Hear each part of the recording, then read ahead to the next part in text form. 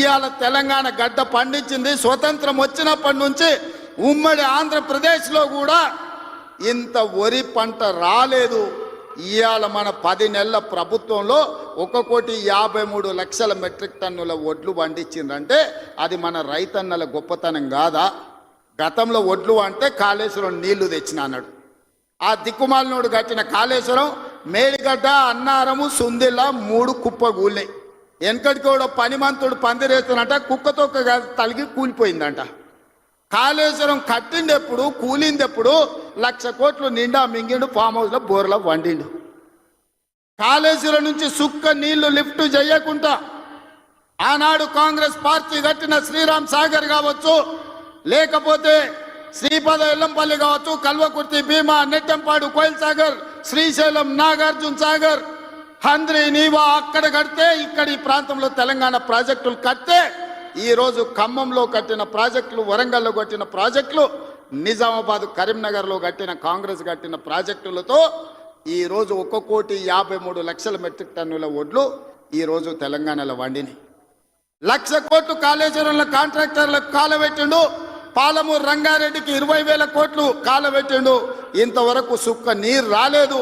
కాళేశ్వరంలో 52,000 ఎకరాలకు ఇచ్చాడు.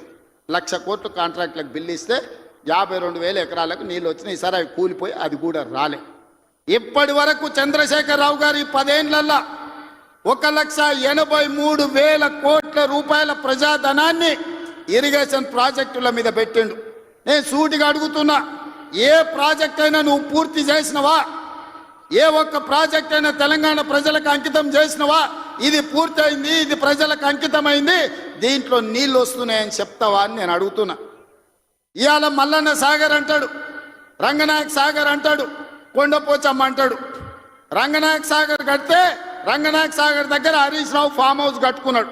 3 దిక్కుల ప్రాజెక్ట్ ఉంటుంది, మధ్యలో ఆయనకు ఫామ్ హౌస్ ఉంటుంది. ఆయనకు 360 డిగ్రీలు వాటర్ ఫ్రంట్ వ్యూ ఉండాలంట. భూసేకరణ కోసం తీసుకున్న భూమిని హరీష్ రావు పేరు మీదకి బదిలీ చేపించుకున్నాడు. ప్రాజెక్టు కోసం సేకరించిన భూములు రంగనాయక సాగర్, సిద్దిపేట దగ్గర ప్రాజెక్టు కోసం సేకరించిన భూములు ప్రాజెక్టుల నుంచి తొలగించి హరీష్ రావు ఫామ్ హౌస్ కట్టుకున్నాడు. దానికి లెక్క చెప్పాల్సింది హరీష్ రావు గారు. ఏం చింత చేయకు, లెక్కలు తీస్తున్నా, నీ లెక్క చెప్తా. కొండపోచమ్మ ప్రాజెక్టు కట్టిందే కేసీఆర్ ఫామ్ హౌస్కు కాలువలు తీసుకెళ్ళడానికి. ఇవాళ నిజ నిర్ధారణ కమిటీ వేసుకుందాం, కొండపోచమ్మ ప్రాజెక్టుకు పోదాం. కొండపోచమ్మ నుంచి డైరెక్ట్గా కేసీఆర్ ఫామ్ హౌస్ 100 ఎకరాలకు కాలువ డైరెక్ట్ ఆయన ఫామ్ హౌస్లోకి వెళ్ళి తీసుకుపోయాడు. 1,000 కోట్లు ప్రజలే ఖర్చు పెడితే నీ ఫామ్ హౌస్కు నీళ్లు తీసుకెళ్తావా? ఇది న్యాయమా? చంద్రశేఖరరావు గారు, నిన్ను నమ్మి నీ చేతిలో రాష్ట్రం పెడితే, నీ కొడుకుని మున్సిపల్ మినిస్టర్ పెడితే జన్వాడలో 111 ఫామ్ హౌస్లు కట్టుకుంటాడు. ఆయన బామ్మార్ది ఇంకోటి కట్టుకుంటాడు. అందులో దీపావళి పండుగ వచ్చిందని చిచ్చుబుట్లు కాకుండా సారాబుట్లు పెట్టి దావతులు చేస్తాడు. ఏమనంటే మేము క్యాసినో నడుపుకుంటాం, మేము సారా బుట్లు పెట్టుకుంటాం, కాబట్టి మమ్మల్ని ఏం అనొద్దు అని. అంటే బావ కళ్ళల్లో ఆనందం చూడడానికి ఆయన బామ్మార్ది ఏమి తాగి తందనాలు ఆడినా డ్రగ్స్ తీసుకున్నాడు ఆ ఇంట్లో దొరికినా కేసు పెట్టొద్దా? ఒకసారి ఆలోచన చేయండి. ఎంత సిగ్గు లేకుండా మాట్లాడుతున్నారంటే, డ్రగ్స్ తీసుకున్నాడు దొరికిండు కదనే వాడు మొత్తం అందా, అవును నేను డ్రగ్స్ తీసుకున్నాను వాడు ఒప్పుకుండు, డ్రగ్స్ ఉన్నోడు దొరికిండని వీడు ఒప్పుకుండు, కానీ వాడిని పట్టుకోవద్దంట పోలీసోడు. ఎందుకంటే మేము బీఆర్ఎస్ నాయకులం కాబట్టి మమ్మల్ని ఏమనొద్దని. ఈ రాష్ట్రంలో, ఈ దేశంలో బీఆర్ఎస్ వాళ్ళకి ఏమైనా కొత్త చట్టం ఉందా? ఇడిచిపెట్టాలనా? ఊర్లో డ్రంక్ అండ్ డ్రైవ్ అని పిల్లలు ఇవ్వడానికి తెలిచో తెలియక తాగితే నోట్లో పుల్ల పెట్టి ఊదిచ్చి వాని బండి గుంజుకొని వాని పోలీస్ స్టేషన్లో పెట్టి వాని ఈపులు వలగొట్టి వాని దగ్గర 5,000 వసూలు చేస్తున్న సన్నాసి, నీ బామ్మార్ది డ్రగ్స్ తీసుకున్నాడు ఇంట్లో దొరికితే, అక్రమంగా ఫామ్ హౌస్ కట్టుకుంటే, వాని ఇంట్లో విదేశీ మద్యం దొరికితే వాని మీద కేసు పెట్టొద్దు అంటున్నావంటే చట్టం నీకోటి, పేదోళ్ళకి ఇంకొక చట్టమా అని నేను అడుగుతున్నా. ఇదా తెలంగాణ రాష్ట్రంలో 10 ఏళ్ళ అధికారంలో ఉన్న మీరు ప్రజలకు చెప్తున్నది? ఇవాళ అభివృద్ధి గురించి మాట్లాడతాడు.